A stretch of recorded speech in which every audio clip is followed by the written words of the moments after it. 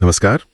आज हम जिस विषय की गहराई में उतर रहे हैं वो है आर्यन खान का डायरेक्शन में पहला कदम, Netflix series the Bards of Bollywood. जी। हमारे पास इस सीरीज का एक काफी डिटेल्ड रिव्यू है और हमारा मकसद है इस रिव्यू के जरिए ये समझना कि ये सीरीज असल में क्या पेश करती है, बॉलीवुड की दुनिया को कैसे देखती है और इसकी कहानी कहने का अंदाज कितना असरदार है। बिल्कुल, ये रिव्यू इशारा करता है कि सीरीज एक मेटा बॉलीवुड यूनिवर्स में सेट है, यानी एक ऐसी काल्पनिक दुनिया जो असली बॉलीवुड से काफी मिलती जुलती है। अच्छा। हाँ, वही ग्लैमर, स्कैंडल्स, पावर गेम्स, लेकिन शायद थोड़ी ज्यादा नाटकीयता और कह सकते हैं व्यंग्य के साथ। रिव्यू इससे एक ऐसी जगह बताता है जहां पर्दे के पीछे की खींचतान वो असल जिंदगी के किस्सों से इंस्पायर्ड लगती है। हाँ, और दिलचस्प बात यह है कि रिव्यू के मुताबिक आर्यन खान ने अपनी पहली कोशिश में ही कुछ ऐसे मुद्दों को छूने की हिम्मत दिखाई है जिन पर अक्सर बॉलीवुड खुद चुप रहता है, जैसे नेपोटिज्म मतलब भाई भतीजावाद या फिर शोहरत का दबाव, अवार्ड शो की अंदरूनी पॉलिटिक्स। रिव्यू बताता है कि इन्हें बिना लाग लपेट के दिखाया गया है। तो चलिए इस रिव्यू के चश्मे से देखते हैं कि ये सीरीज कितनी खरी उतरती है। बिल्कुल, शुरुआत करते हैं सीरीज के कॉन्सेप्ट और कहानी से।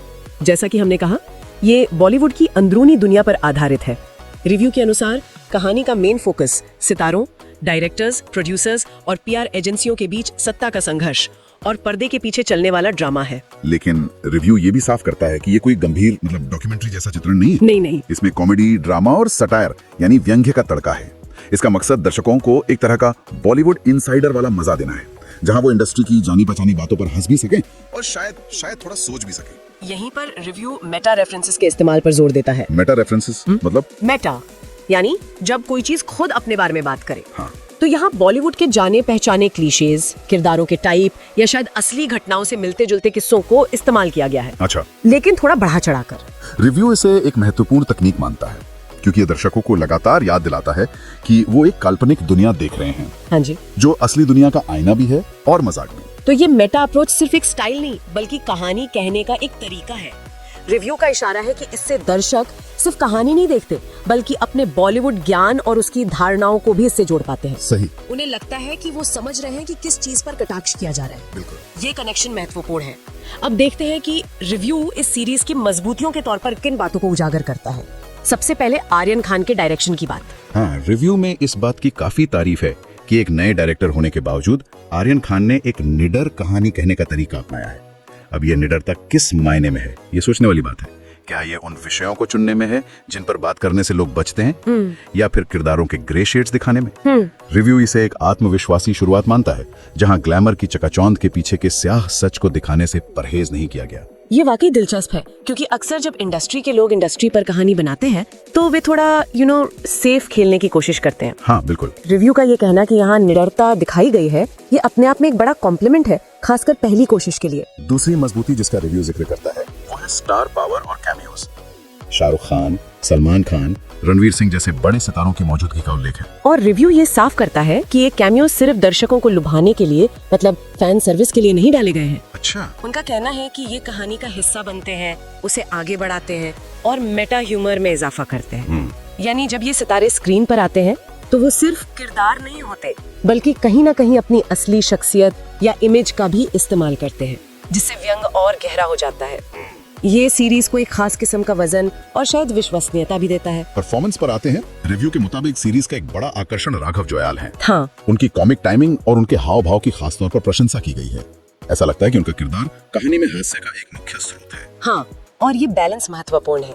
जहाँ एक तरफ राघव जुयाल का हटकर कॉमिक अंदाज है, वहीं रिव्यू लक्ष्य लालवानी और सहर बम्बा के प्रदर्शन को प्रामाणिक यानी ऑथेंटिक कहता है। ऑथेंटिक मतलब है कि उन्होंने अपने किरदारों को यथार्थ के धरातल पर रखा है, जिससे कहानी सिर्फ मजाक बनकर ना रह जाए बल्कि उसमें इमोशनल गहराई भी बनी रहे। सही। रिव्यू ये भी जोड़ता है कि सहायक कलाकारों, खासकर जो सीनियर एक्टर्स हैं, उन्होंने अपने किरदारों से सीन्स को गंभीरता और वजन दिया है।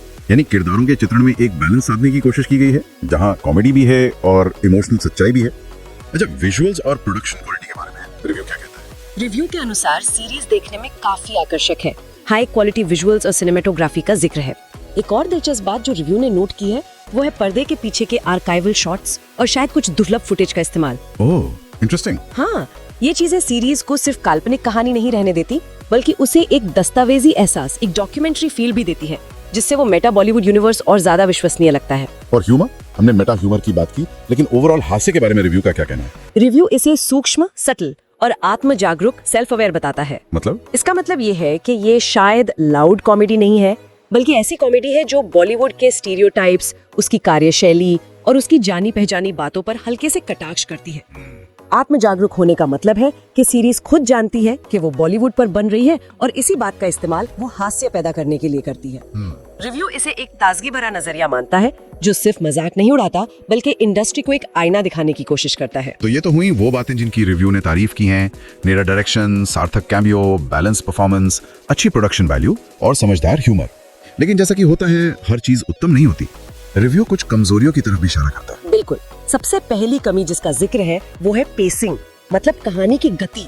पेसिंग? हाँ, रिव्यू का मानना है कि कुछ एपिसोड्स, खासकर शुरुआती हिस्से में, थोड़े धीमे लगते हैं। ये दर्शकों की दिलचस्पी को कम कर सकता है।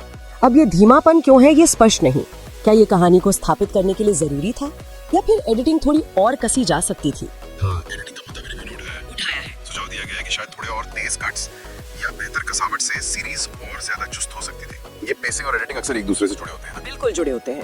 एक और कमजोरी जो रिव्यू पॉइंट आउट करता है वो है कहानी के कुछ मोड़ और धोखेबाजी का आसानी से अनुमान लगाया जा सकता। अच्छा, मतलब प्रेडिक्टेबल ट्विस्ट? हाँ, रिव्यू कहता है कि खासकर वो दर्शक जो बॉलीवुड की खबरों और गॉसिप पे नजर रखते हैं, वो शायद कुछ ट्विस्ट को पहले ही भांप लेंगे। ये अनुभव को थोड़ा कमजोर कर सकता है, क्योंकि वो सरप्राइज एलिमेंट खत्म हो जाता है। ये बात समझ में आती है। अगर आप किसी इंडस्ट्री के अंदरूनी दांवपेच पर कहानी बना रहे हैं, तो उस इंडस्ट्री को फॉलो करने वाले लोग शायद पैटर्न जल्दी पकड़ लें। सही बात है। अच्छा, किरदारों के विकास, कैरेक्टर डेवलपमेंट के बारे में भी रिव्यू में कुछ कहा गया है? हाँ, रिव्यू का मानना है कि कुछ सहायक किरदारों में जितनी संभावना थी उसका पूरी तरह से इस्तेमाल नहीं किया गया। उन्हें और गहराई या स्क्रीन टाइम मिलता तो शायद कहानी और ज्यादा प्रभावशाली हो सकती थी। ये कई बार वेब सीरीज में एक चैलेंज होता है, जहाँ इतने सारे किरदार होते हैं कि सभी को बराबर तवज्जो देना मुश्किल हो जाता है। हाँ, ये तो है। लेकिन रिव्यू के नजरिए से यहाँ कुछ मौके छूट गए। और आखिर में एक बहुत महत्वपूर्ण बिंदु, नीश अपील। इसका क्या मतलब है इस सीरीज के संदर्भ में? नीश अपील का मतलब है कि ये सीरीज शायद हर किसी के लिए नहीं है।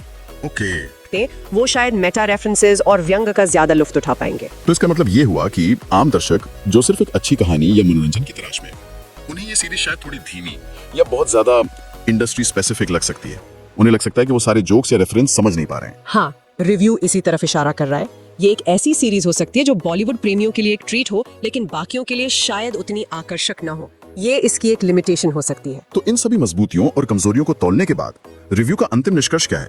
क्या वो इसे देखने की सिफारिश करता है? कुल मिलाकर review the Bards of Bollywood को एक साहसिक, मनोरंजक और व्यवहारिक, मतलब इंसाइटफुल प्रयास मानता है। ये आर्यन खान के डायरेक्शन और कहानी कहने की क्षमता को दिखाता है, खास तौर पर उनके पहले प्रोजेक्ट के तौर पर।